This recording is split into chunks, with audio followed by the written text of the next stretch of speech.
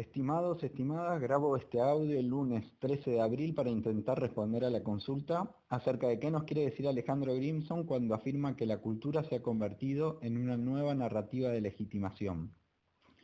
El autor propone esta idea siguiendo con su repaso de los usos ideológicos o usos políticos que ha tenido el concepto de cultura. ¿Qué quiere decir usos ideológicos o usos políticos del concepto de cultura? Quiere decir que este concepto ha sido usado como argumento en diferentes disputas políticas o disputas de poder. Por ejemplo, cuando diferentes grupos subalternos como grupos indígenas refieren al concepto de cultura para intentar legitimar su reclamo de tierras o para intentar legitimar su reclamo de educación bilingüe a partir de argumentar con el concepto de cultura. El ejemplo contrario es como cuando, por ejemplo, los grupos dominantes de algunas formaciones sociales señalan que los indígenas que viven en esa zona viven en condiciones de pobreza debido a su cultura y no debido a las desigualdades económicas que conforman esa formación social.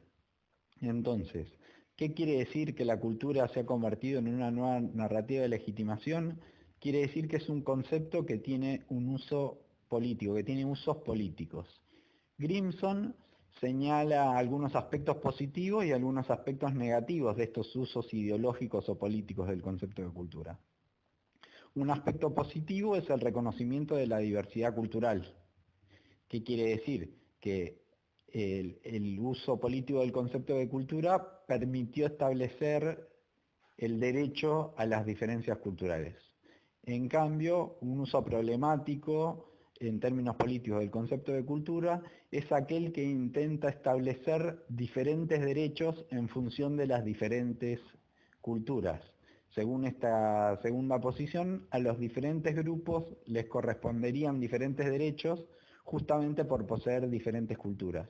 Es decir, no tendría sentido plantear el derecho a la educación pública de los indígenas de una determinada región, porque al poseer una cultura diferente, estos indígenas deberían desarrollar sus propios espacios educativos.